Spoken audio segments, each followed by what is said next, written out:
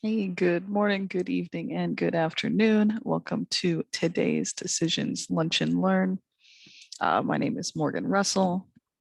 My pronouns are they, them, and I've been with Decisions for a year and a half now on the solutions engineering team, and looking forward to answering any questions that y'all might have today. And if we aren't able to get them answered within this call, can certainly try to have a support ticket created there to get that all worked out for you.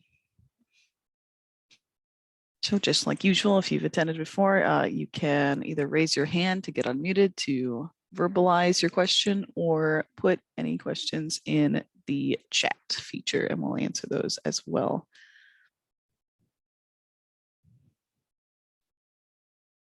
And that's the plan. I don't believe we have any pre-submitted questions. So we'll just be going with whatever y'all have.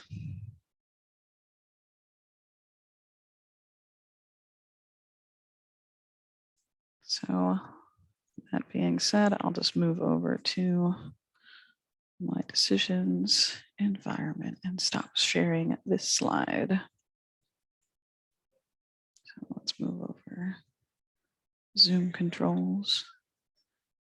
We've got a few different environments up just to have version of 6 up, and I have my local and another environment that are both in 7. I think 2 different versions of 7 though. My local might be on an old version of 7. Yeah, 7.0. Have to update that eventually.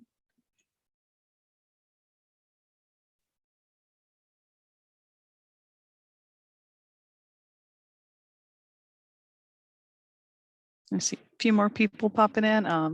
Nice to see it. Just wanted to say, same practice as usual. If you've been to a lunch and learn, you can raise your hand to be put off mute, ask your question, or you can type it up in the chat if you would prefer to do it that way. Oh, sweet, a question. Okay, so Scott asked, can you talk about the differences between 6 and 7? Is there a reason to stay on 6 if you haven't pushed anything into production? So you've been developing in 6. There's a lot of differences. Let me see if we've got the good documentation doc on it. But the biggest one that I use a lot, because we've been developing on the solutions team in 7 since it was in beta. The layout, the UI is, a nice overhaul that doesn't really change any functionality wise. Just off the bat, though, it is updated to our new logo and style. It's also in general a little bit faster in my experience from what I've encountered with it. You have a lot of new functionality regarding forms. Active form flows are kind of replacing the old functionality of that data flow. So what you'd use to do your visibility rules and stuff, active form flows make it a little easier. Your previous, they're called legacy items, if moved from 6 to 7, still will work, but you now have the option to build an active form flow. You also have the global debugger, which is super great as far as debugging things that are on a dashboard potentially, or a case entity where you can't see what's going on. So as I just navigated to it here in 7, you'll see the global debugger is in the lower left corner there with this kind of gears icon pop up, and you can show that or just pop up the profiler as well. So when you click on it, it opens a new tab. And in here, you have to toggle it on, and you can change the settings here of how long the data is going to be preserved and if you're doing any kind of grouping. But we'll toggle it on and then view a dashboard and just demonstrate how that kind of runs for us. Let me see what's a good dashboard we can look at. Oh, up top, we got a bunch. So this is music insurance demo dashboard. This one was meant to simulate kind of a web page that you could build with decisions. And then this get started button navigates us to another to kick off that form there. So in our global debugger, we can actually see what was running there, even though we're not debugging, that flow itself. So that's one of the big improvements and niceties that you have in 7. So we can kind of walk through what got kicked off by a dashboard. You can see all the rules there, bring up all the little checks and view all the flows that are running. So that's super helpful.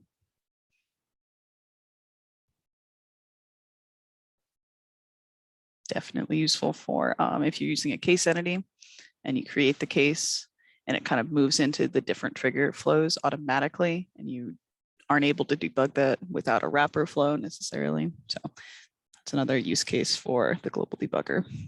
And you can turn it off if you want to stop collecting data there, because this one is running a little bit, a few times there. But that's how that works. I can show the active form flows if that would be interesting. Close out these instances of it. We've turned it off. And then you can just close that tab when you're done using the global debugger. It's a smart idea to turn it off if you're no longer using it, because it will be running in their secondary tab if you leave this toggled on. So when you're done with it, it's a good idea to turn that off. So we'll go back to our main tab here.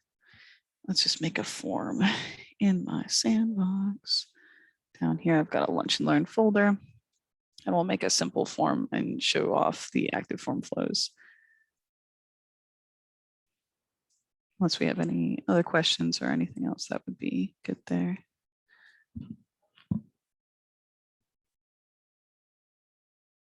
I am not sure on that. I got a question about if changing the global debugger settings, how it affects other users' information there.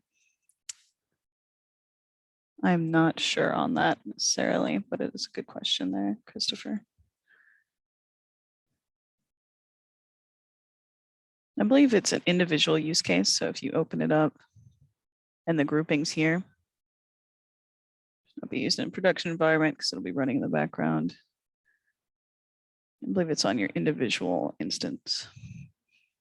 Okay, let's make our beautiful form. Yeah, I guess my question there was actually, since we would have 3 developers working in the same server for development, if one of them turns on the global debugger, yeah, you would expect to see activity from other stuff. But if someone turns off the global debugger, then that means if someone else was trying to use it, they would have been stopped too. True? I believe how it functions, I would have to test and confirm it, is it's on your individual user, like the global debugger, you have your tab version of it open for your instance of it and your login. So it's per user. So if one person was using it, it's where you activate. So I'm going to that page. It's if I kicked off that flow, and what I'm looking at is going to be tracked, not necessarily what's run across the system. So in spite of the name, it's actually global for everything I'm doing, not global for everything on the system. Like I said, I have to check on that for you to confirm. But okay. In my use case, that's what I've seen so far. Like I haven't been in there and logged and seen somebody else's actions take on, but it's kind of global in the case of that it's across and it's not just one flow that you're tied to. So you can move to different folders, click off different things, and it'll all be tracked for you there. Okay, great. Yeah. Thanks. No problem. One question too, like what about upgrading? Like if you transition your 6 environment to a 7, does anything break, or I guess how do you, I'm sure you just have to test things, but is there anything like sort of known gotchas that we'd want to look out for? I believe there's something, I'm trying to remember exactly what we have. We've got a decent amount of documents here on the version 7 page. Let's talk about the features. Trying to see if in its installation here, if it would have anything on that. Upgrading 6 to 7 might have any kind of considerations here. Let's see.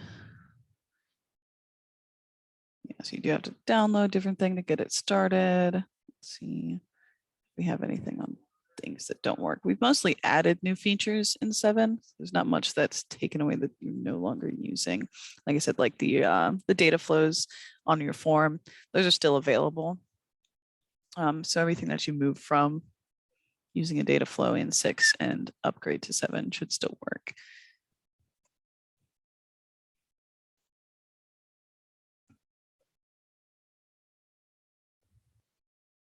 This kind of walks you through the steps here for it. Minor version updates.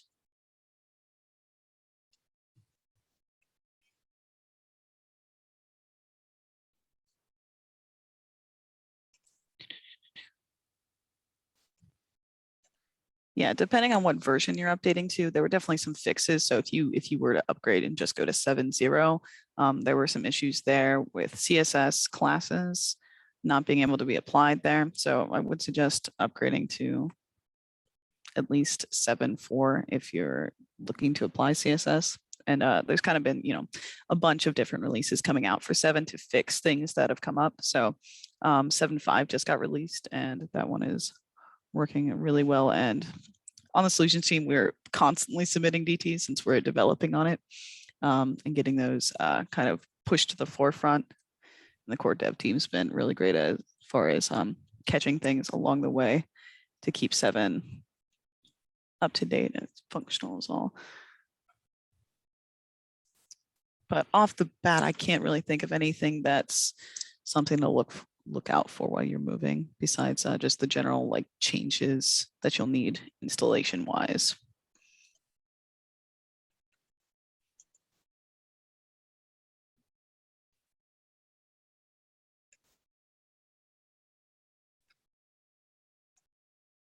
But like I said, documentation is a good place to kind of look at all the different articles we have for that and what's changed there between 7. And here's the 7's feature. So to go back to Scott, your first question there, here's kind of an overview of the new features that are listed out in 7 and shown.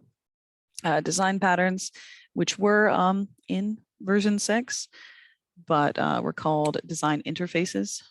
So they function a little bit more cleanly in 7 and have that change of name. So it's creating a design pattern. Essentially what that design pattern, just like the previous design interface does, is locks the inputs and outputs if something was if something was made using this design pattern. So if you were to make a flow, the inputs to that flow and outputs to that flow wouldn't be editable when you're in the flow designer. They would be locked into what is set up in the design pattern. Similarly, you can use a design pattern to make a rule as well. So the inputs and outputs are already locked up and predefined. So if someone were to go in and edit that rule, they can't change the inputs and outputs, but they're already set up for them. So it kind of gives us a safeguard rail, as well as skipping forward a little bit. You already know what's available for that type. It helps for making templates and such. What was this called in 6? Yeah, design interface. Ah. Mm-hmm. Yeah, let me take a check for that. Yeah, design or defining.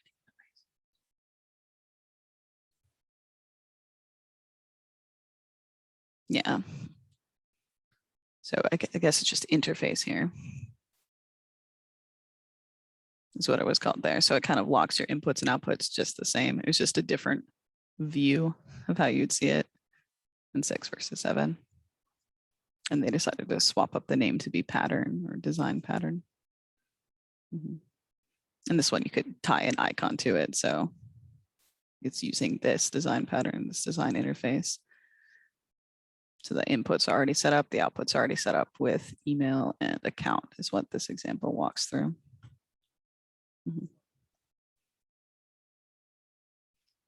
But yeah, mostly 7's just a change in that design, as well as adding those new features. You have rule tables as well, or something that's new in 7, which are kind of like a combination of a truth table and a statement rule. Yeah, simple forms are there, so you can quickly make a form. It's a kind of user dropped in box, so it's just simpler to drag and drop. Just a quicker form designer there. but doesn't give you all the actions of the full form. Active form flows, like I said, this is kind of that more dynamic way that you can do your visibility and control and manipulate data on there. Basically, it's now a full flow designer for any of your visibility rules. So if you come in, you drag in we can do this in a sec, global designer. If you'd like to see an example of active form flow, I definitely think they're one of my favorite upgrades and new features in 7.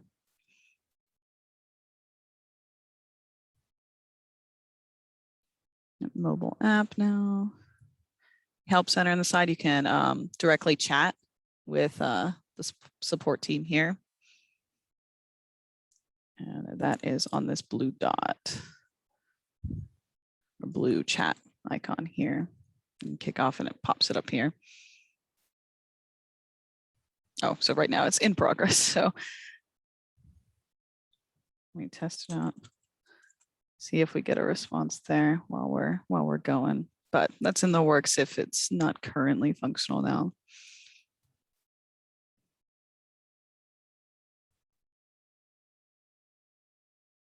Now import those. Yeah, more dynamic charts are really nice. And just overall kind of got a facelift on the chart designer. So the hover actions and everything is more stylized. Here's the rule tables that we were talking about. So here now you can have kind of your individual conditions and individual, similar to the logic that you build out in an individual statement rule in each column there. So you can build out kind of a more beefy rule processor truth table. So that's the rule tables that are new to 7. Hey, Morgan, this is Neil. I just wanted to say that, confirm that the live support feature does work. Scott, Does work. version 7. Yep. So it's Okay, sweet. It is live. Okay, gotcha. Awesome. Thanks so much, Neil. Yep. Thank you.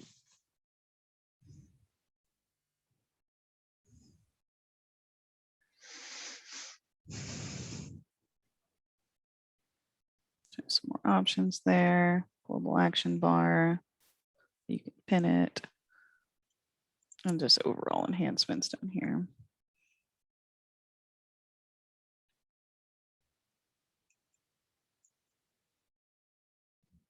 Okay, so let me go back and actually make a quick form and show that. Yeah, so some of the UI here is also changed up for when you create a flow. You get these options.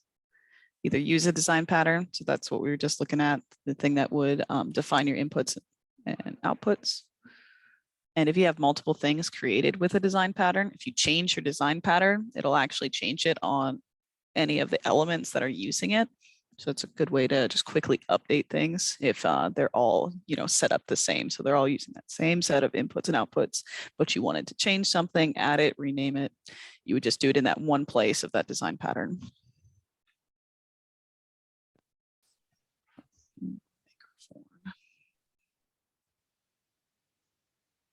And we can show a simple form real quick.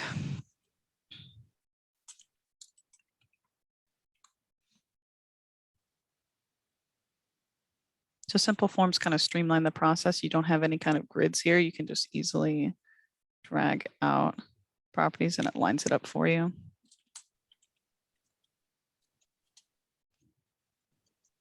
We'll need a button for it to be happy.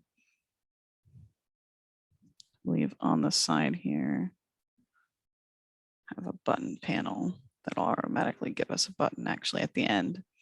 So that was able to be added just by clicking anywhere in the white space. And there's this show button panel if you're working with a simple form, or you can toggle that on and off to have those default buttons come in for you. And then down here below it, you can actually rename the button. So if you don't want it to be cancel and OK, you can change the text there.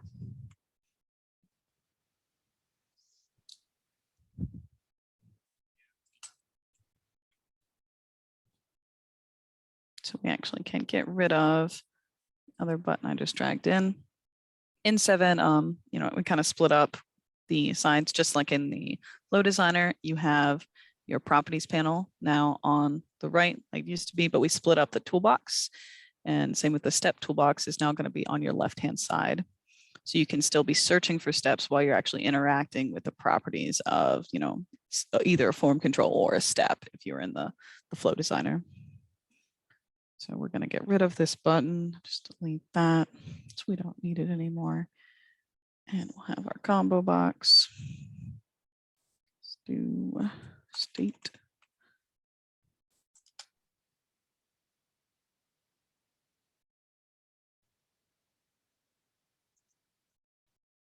And since it's a combo box, we need to define its list.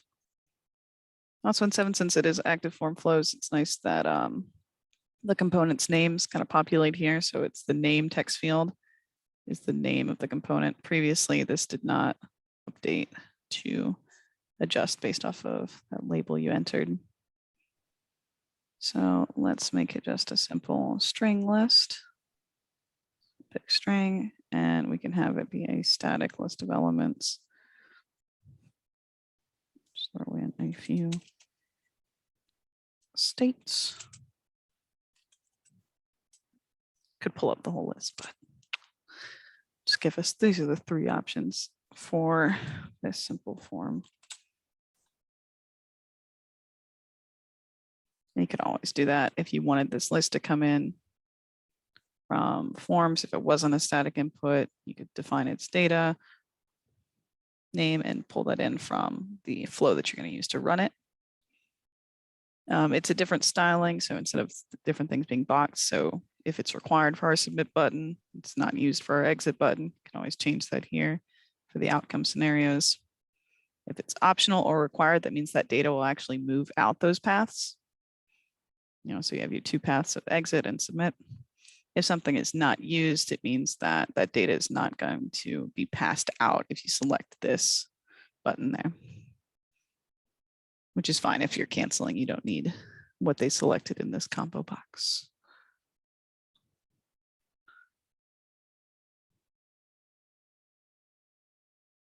Is it still mad? Oh, I changed it. That's why.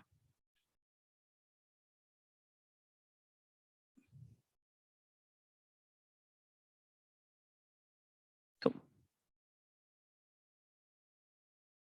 So we've got our name, we've got state. Let's do just another drop down here. Pick what options would be good.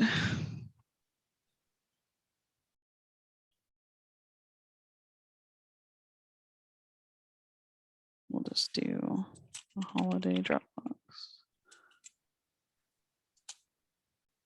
And for this one, we'll have it be from data name. So it will not be a static list, still be a string.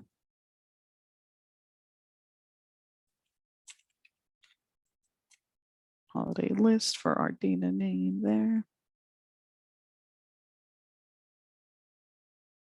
And so now on the side, you'll see that we have, you know, just on the properties of the overall, you still have your title box, where if you name and put a string in here, it'll be the name of your form that shows up top, where you have your minimize and X buttons. So this simple test form. And, you know, you can change the base container type. Since this is a simple form, it pre-selects it for you as a vertical stack. If you wanted to, you could swap it out to be a grid layout. And down here you have, like we were talking about earlier, the legacy section. So if we were to have created a form and then in version 6, that form from version 6, and then imported into version 7, if you had data flows on that, they would all live down in here. Data flows, your visibility rules, validations, those items would all be tucked away under legacy. And the kind of upgraded version of these are all in our active form flows. So we can step through the process of making one of those. So it's kind of similar to the prompt that you would get when you make either data flow or that visibility rule. It's provided a name. This is just what the name is of the active form flow will show here. So for this, we'll do, since we're gonna have, I'll show, depending on what state is selected, we'll populate the list of holidays they can choose from. Not sure what this form use case is, but if you have an option here and you want to determine the options they can select on the follow-up element, that's kind of the use case. So it'll be holiday list determined by state. And down here, the triggers change style a little bit. So what will kick off this active form flow is in your triggers section. So we want it to be what changes by the state. So whenever the value changes in the states selection box is when this will kick off. Everything else you don't need. You can run it at startup. And then once we have that set up, I like to do that just ahead of time. You can actually hit the edit rule flow here, and that will drop you into the flow, the rule flow that's created. If you look at the behavior, it's this particular non-editable form rule flow, which means it has access to the form data as well as some different steps here that are only accessible to these new types of flows. So on the side here, in the Data Explorer, we can see the form data. So basically anything that's written on your form, so any data that the user types in or selects, or that was an input to the form in the flow, is going to be available here. So we have that button panel, whether it's enabled. You have that combo box that we created, the name field, and that state combo box as well, all underneath the form data. So what we'll do here is drag in from our toolbox. Let's just do a string equals step. So, and I picked a few random states as our options. So we'll say if the person selects Virginia, we're gonna give them a certain list. Change that value. So string equals, we'll change it to string equals. Actually, we'll do state equals Virginia.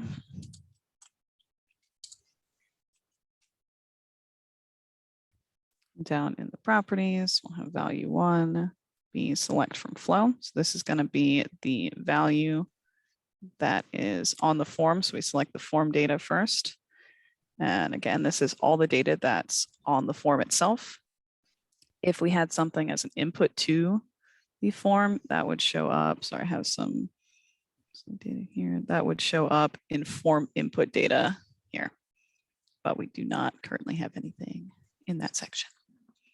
So here we're going to check the state box, and then we have some options, whether it's enabled, the validations that are currently on it, if it's visible. We're just going to do the selected item. So since this is a combo box, the selected item means whatever the user has selected.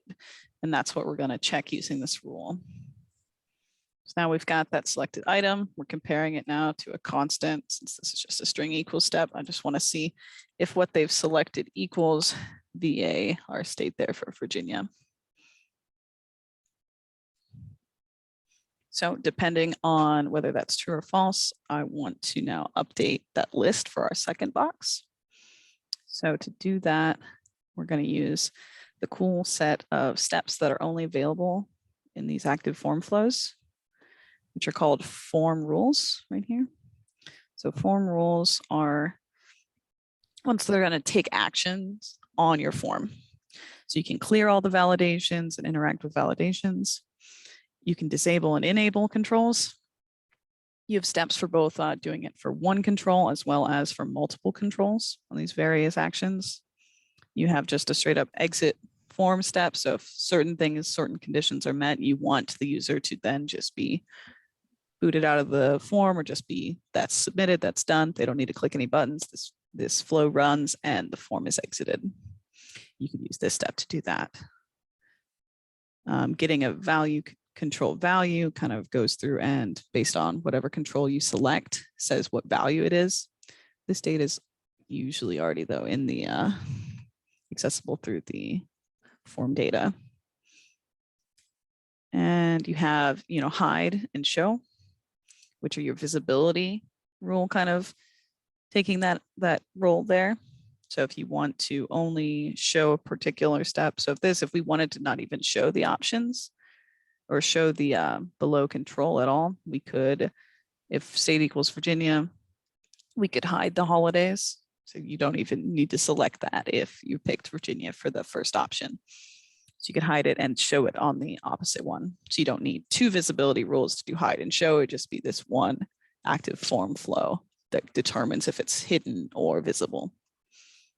But for the use case that I had in mind, we're going to actually do set value. So set control value. So set control value, you specify the form control, which again is going to be found in the form data. So if state equals Virginia, true. We are going to set our form control. So first you have to specify what control you're talking about, what control you want to set the data on. So we're going to pick our holiday box.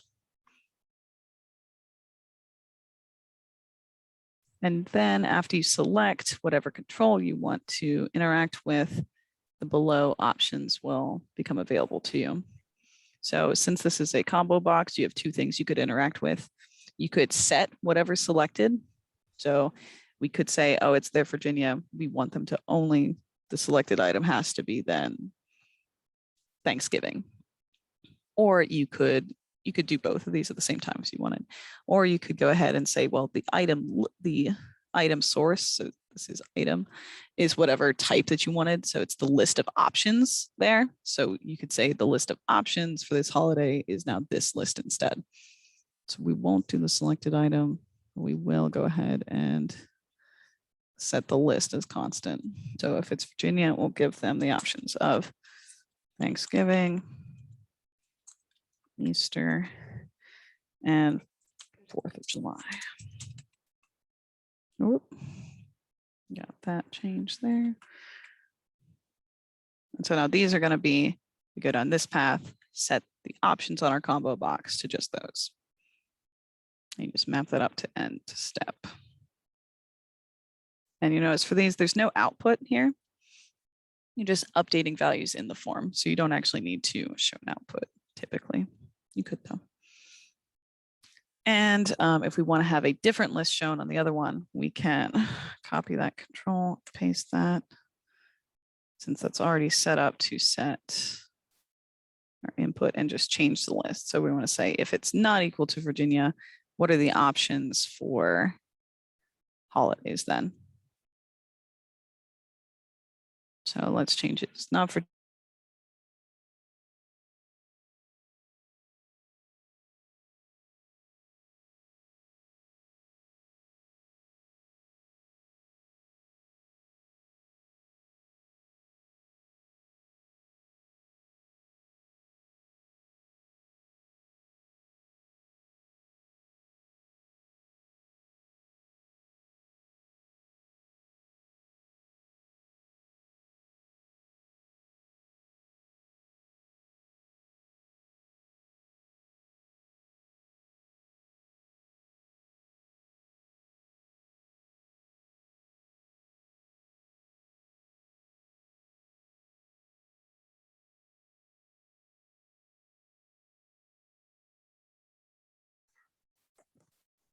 I think we have a few technical difficulties. Apologies about that. Can everyone hear me all right?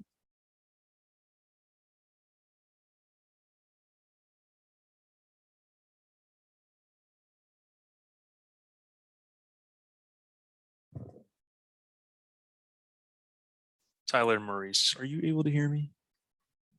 Yeah. Okay. Yeah, Neil. All right, thanks.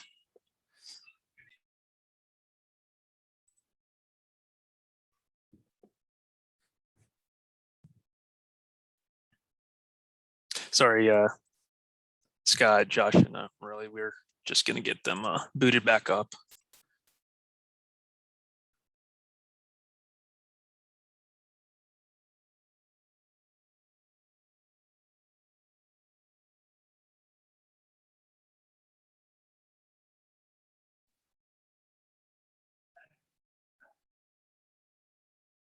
Hi, all. Sorry about that. Looks like we all lost internet at the same time here at the office. Working to get everyone back now. All right, thanks.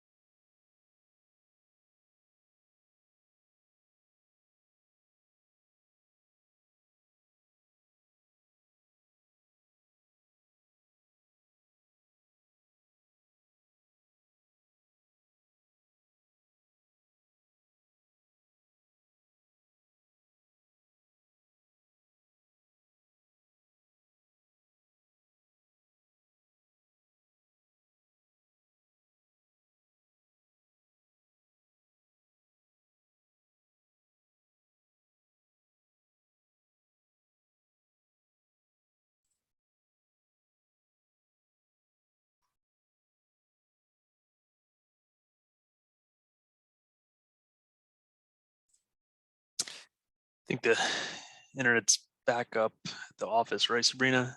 Just getting them back on. Yes. All right. Hey, there's Morgan. Hey, sorry about that. Computer internet was like, goodbye, and got rid of all of my progress on this. That was definitely my fault for not saving constantly. No worries. But, I thought it was me, and then I realized it must have been the office. Yeah. Gotcha. Go through real quick.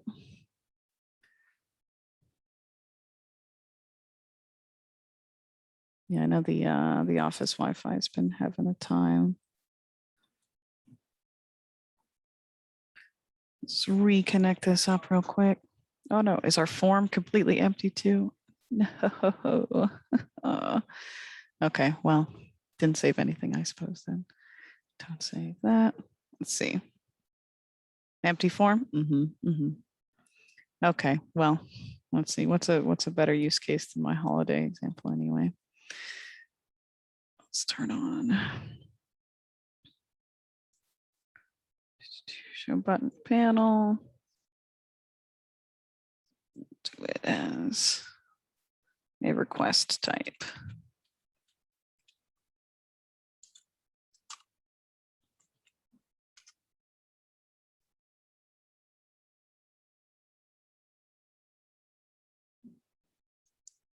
This will be static.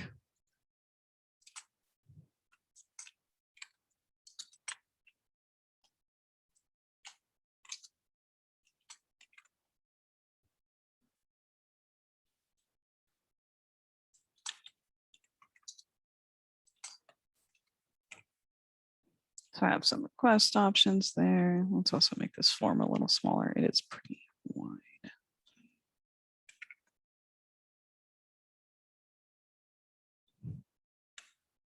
Let's do 400 and see how.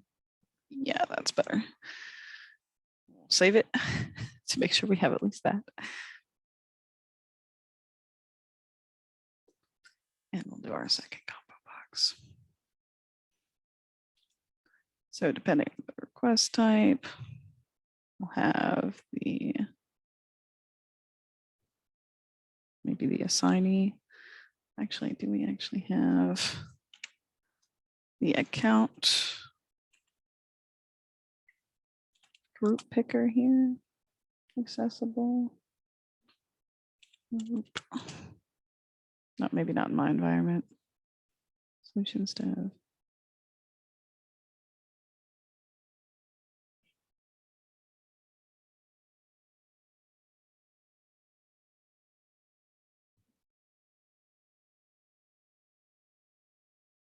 You have video, which is nice. All right, we'll just do the regular combo box for us then.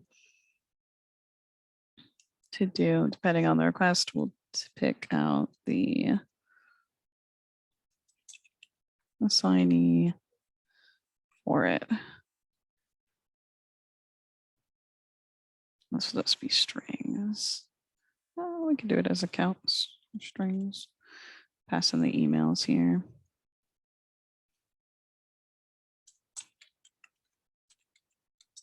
Account email list. And it's not going to be static since we are going to populate it in our flow. Yeah, sorry I was gone for that chunk of time. Any other questions pop up? No. Cool. Okay, so we have these two and we're going to make our active form flow.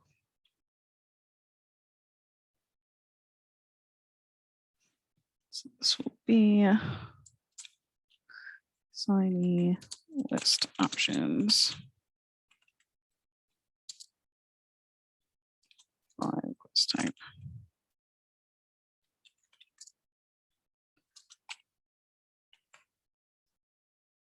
And we'll have it run anytime that top combo box, that request type is activated and at the start.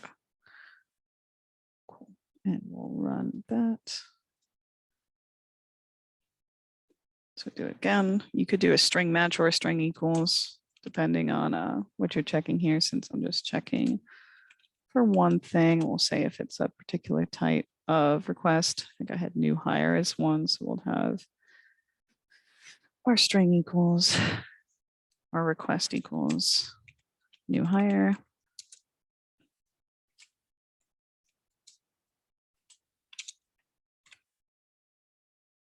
And then we'll map in from our form data that we now have our request type, the particular selected item. So that's what's selected in that top combo box. And we'll have it see if it equals the option of new hire. And depending on that, we'll do a show and hide just real quick and populate the list in the form. So again, all the particular steps that are only for active form flows are going to be under the form rules grouping. And we can show and hide the second option. So if they're new hire, we can hide the other combo box, multi-select, drop down there. And if not, we can show it. So for both of these, we just pick our control that we're going to either show or hide. So we are going to do the assignee combo box. And there's no further settings you have to select, since this one is just going to be, the step itself will be toggling its visibility.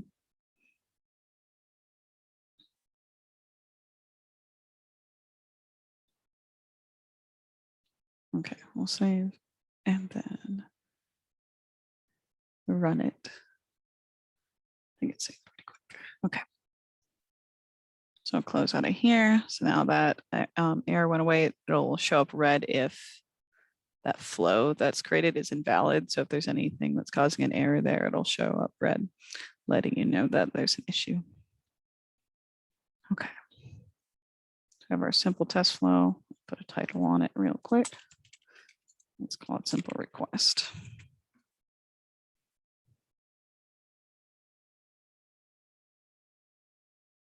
We'll close out of there and make ourselves a flow for it. So this will be request form, new request.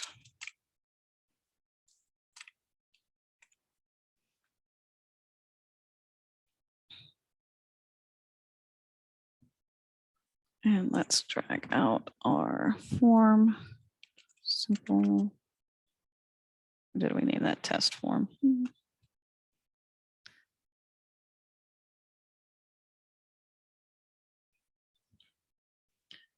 that up, line our lines up, pick our form since we already have it existing. This interface is nice now with that. You get a preview of it versus just the names in 6. Test form there. You have OK as our submit and cancel. Lines over a little bit. Okay, and the inputs there, we have that account email list. Assignee, which is whichever one is selected is that assignee. So we'll set that to ignore. Request type is ignore. The user will pick that, and we can do a get accounts. That's getting accounts and groups, get emails from account. And we can just do a fetch for it. Fetch entities for our accounts to feed into there.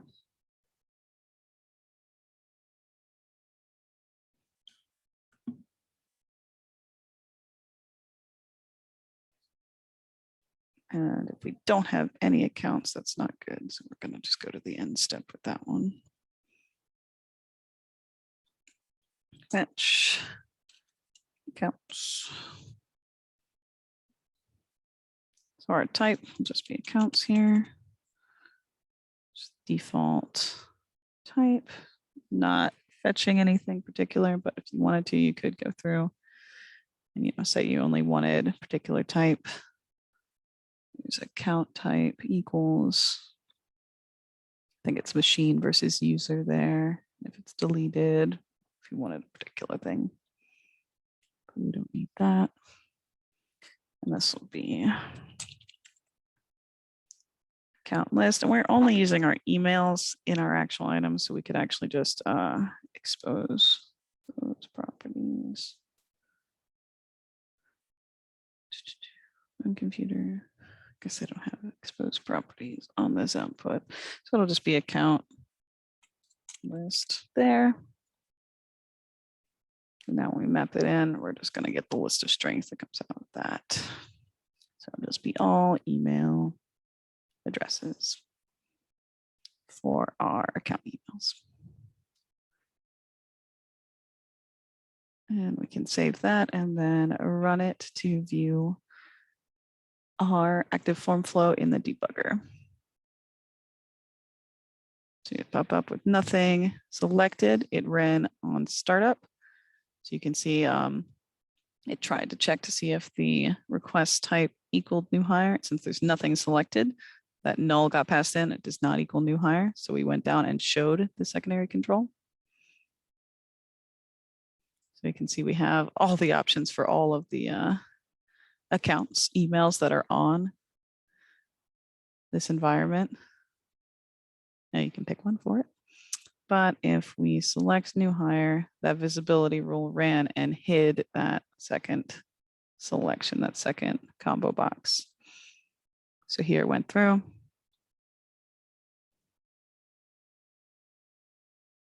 New hire equals new hire, the string equals that string. So we went down the true path and then we hid that specified control. So you just need that one active form flow to have the hide and show capabilities or something. So definitely useful versus having it to be potentially multiple ones. And if you had this one determining factor up top or multiple ones, you can perform as much logic as you need, full functionalities of a flow in an active form flow. The only thing, just like a data flow, you can't have a form shown in the active form flow. For that, you'd still need a sub dialog flow there.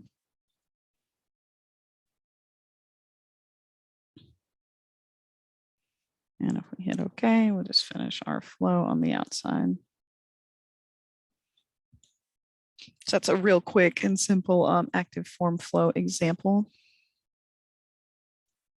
Does anybody have any questions on that or want to see any other functionalities uses there that we can show?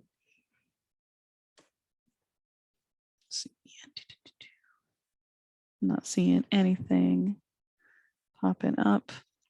One thing about active form flows that is good to know is that they are hidden elements. So when you want to try and find, just instead of drilling into your form, just to find that item in order to get to it, wherever the form exists and wherever you were when you built that active form flow, you go to folder view and then change your report settings here to include hidden.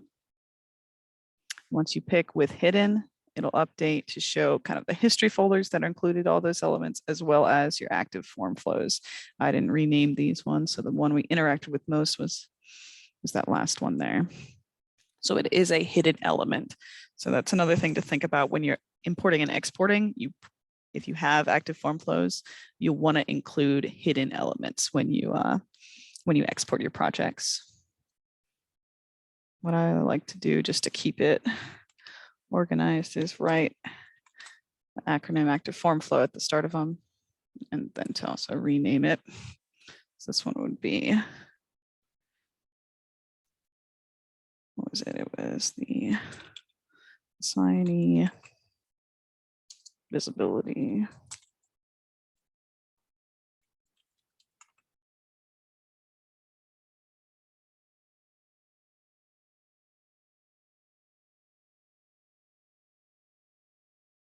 So now you can easily tell that's an active form flow when you look in the with the hidden filter turned on here.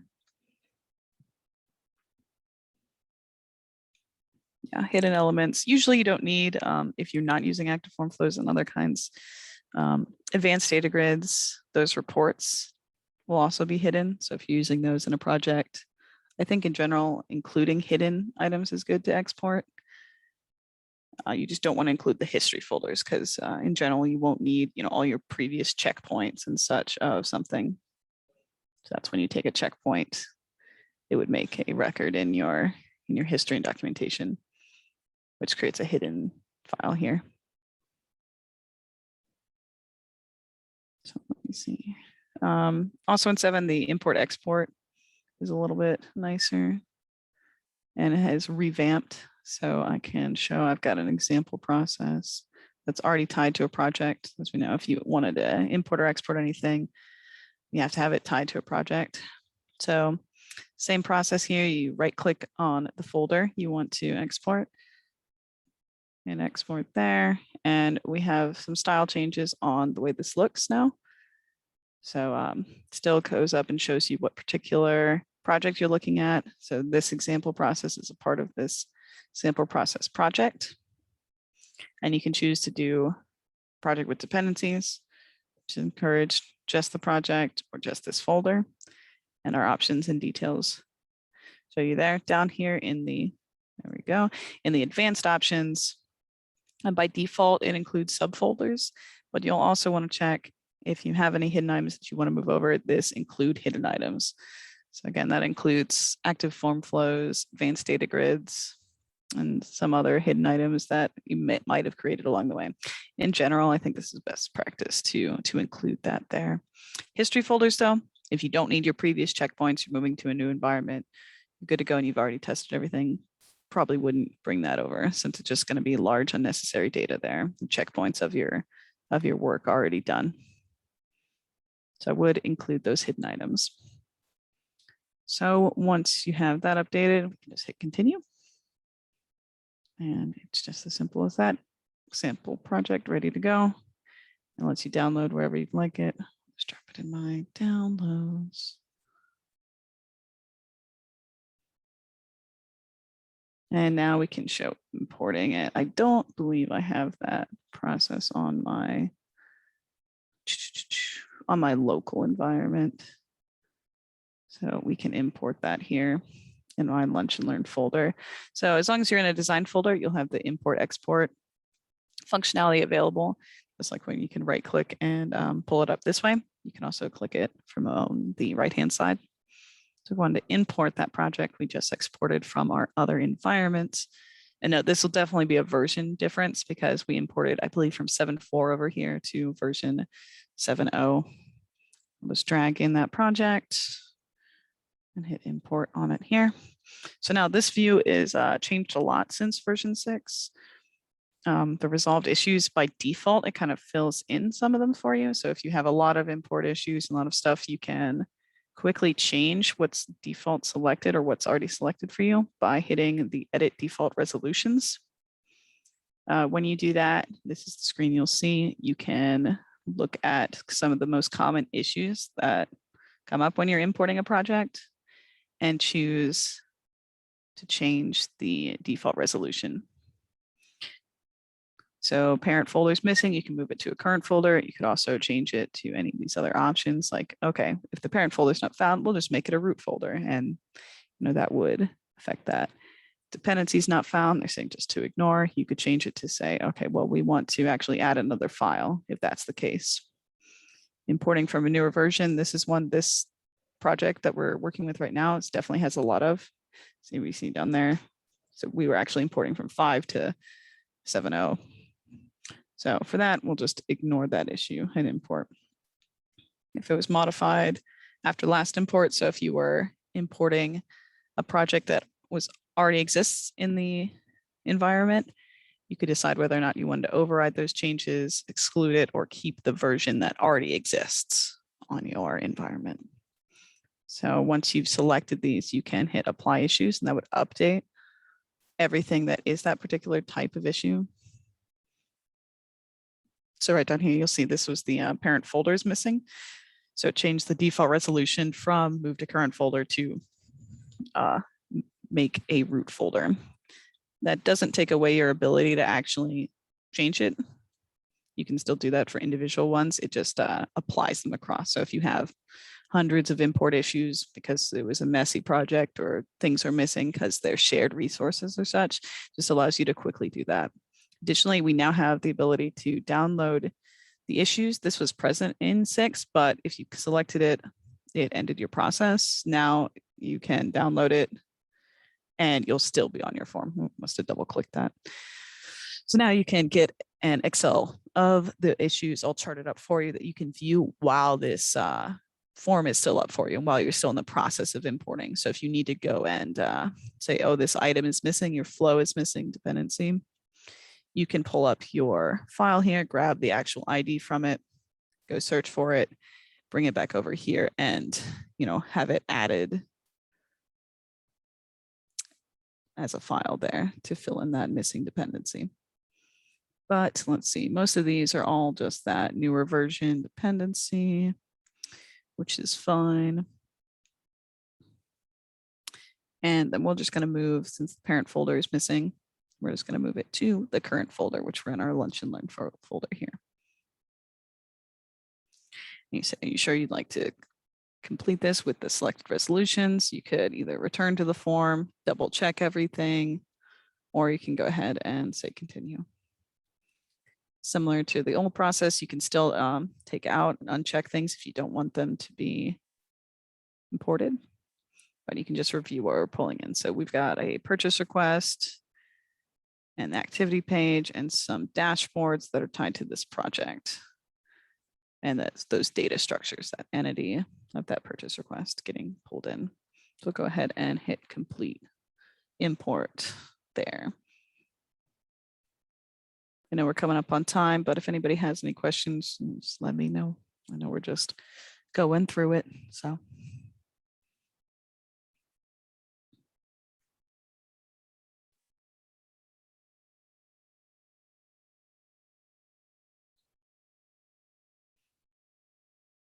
Just make folders in the background. There we go. Some pop-ups there for old structures.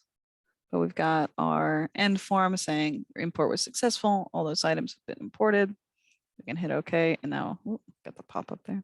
We can see our example process folders here. And these are all the items that we moved over into that. Oh, that was the other example there. So we've got all the forms, the pages that were moved over from that project. And that's the new updated import export wizard in 7.